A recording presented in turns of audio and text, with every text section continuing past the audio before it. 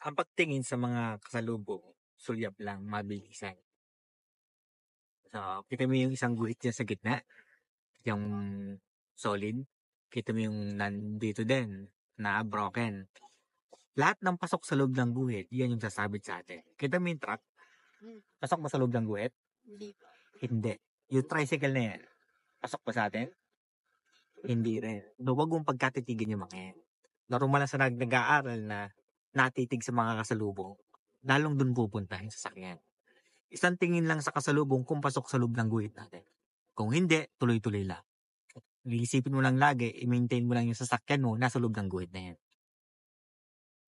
So, isang mabilis ang tingin sa mga nakapark dito, pasok, yung mga kasalubong, yung taong mga naglalakad, huwag mong pagkatitigan sila.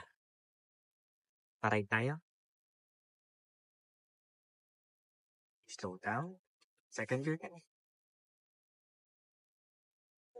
Si clutch, tatingin dyan na sa left. Ang pagtingin yung mabilisan. Huwag mong tititigan yung mga tao.